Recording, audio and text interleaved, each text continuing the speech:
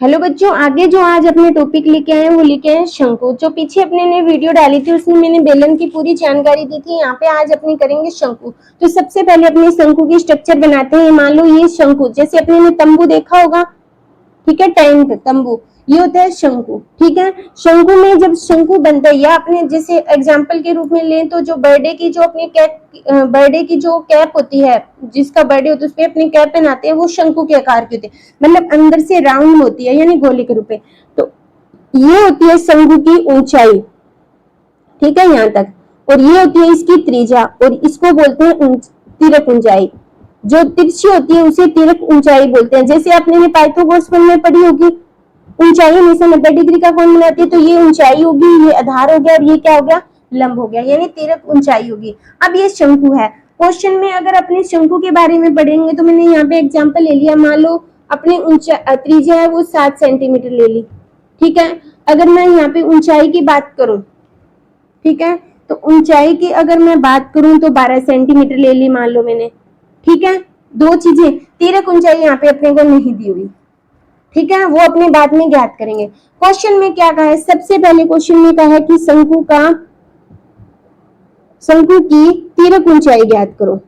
Question आ सकता है paper में कि शंकु की तिरक ऊंचाई ज्ञात करो।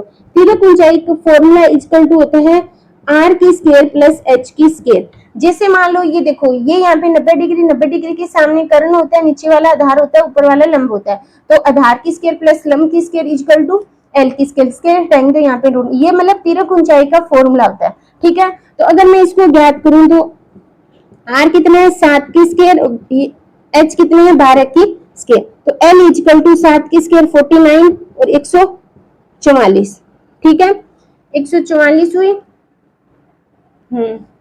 ठीक है। तो L इक्वल टू, अगर यहाँ पे मैं बात करूं तो कितना आएगा, 7, तो ये हो जाएगा 3, ये हो जाएगा 9 और ये हो जाएगा अंडररूट में आ रही है, तो इसलिए अपने मतलब मान ऐसे लें कि मतलब पूरा है, ठीक है। तो यहाँ पे मैं अंदाजे से ले लेती हूँ अपने ऊंचाई, अपने मान लो ये अपने ले लेते हैं 5, ठीक है, इसको मैंने 5 ले लिया यहाँ पे, ठीक है। तो कितना हुआ 25, तो यह हो गया 169। ऐसा लेंगे कि वर्गमूल में पूरा बाहर निकल जाए, यानी तिरक ऊंचाई अपनी कितनी आ गई 13 आ गई, यानी ये 13 है, ये 12 है और ये कितनी है 5 है। अब क्वेश्चन में फर्स्ट अपने ने कर ली तिरक ऊंचाई, फिर क्वेश्चन में पूछा है कि शंकु का वक्र पृष्ठीय क्षेत्रफल। शंकु का वक्र पृष्ठीय होता है पाई आर एल, फॉर्मूला होता है पाई आर एल।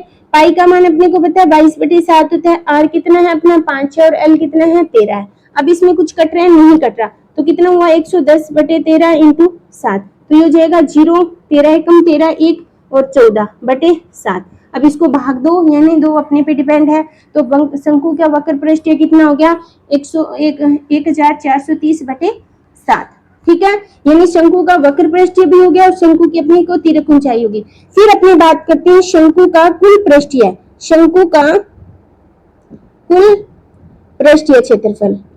कुल पृष्ठीय क्षेत्रफल होता है 2 pi r plus l, 2 into 22/7, r का मान कितना है 5, यहाँ पे 5 प्लस 13, ठीक है, यानी कितना हुआ 44 इंटू 5/7, ये हो गया टोटल 18। तो इसको करेंगे 220 इंटू 18/7, 0 18 36, 3 बचा, 36 और 3 39/7, ये हो गया सेंटीमीटर की स्क्वायर।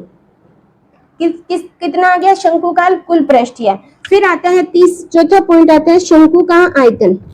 शंकु का आयतन, जैसे अपने ने बेलन में पढ़ा था, बेलन का वक्र पृष्ठीय, कुल पृष्ठीय, आयतन पढ़ा था, इसी तरह इसमें पढ़ेंगे, लेकिन इसमें एक अलग होता है तिरक ऊंचाई ज्ञात करना, वो एग्जाम में काफी पूछा जाता है। तो इसका होता है 1/3 पाई आर स्क्वायर एच। शंकु का आयतन होता है 1/3 पाई आर स्क्वायर एच। तो 1/3 पाई का मान अपने को पता है 22/7, आर का मान है 5 इंटू 5, ऊंचाई कितनी है 12, कोई कट रहा है, ये कट गया अपना 4 से, तो कितना हुआ 25 चौके 100 और कितना हुआ 2200/7, आंसर कितना हो गया 314 पॉइंट आगे समथिंग इसका आंसर हो जाएगा। आयतन होता है वो हमेशा क्यूब में होता है, बाकी आप यहाँ तक भी ज्ञात करके छोड़ सकते हो। तो इस तरह अपने ने यहाँ पे आज शंकु है वो कवर कर लिया है। अगर वीडियो अच्छी लगे तो लाइक करना, शेयर करना और मेरे चैनल को सब्सक्राइब करना। Thank you.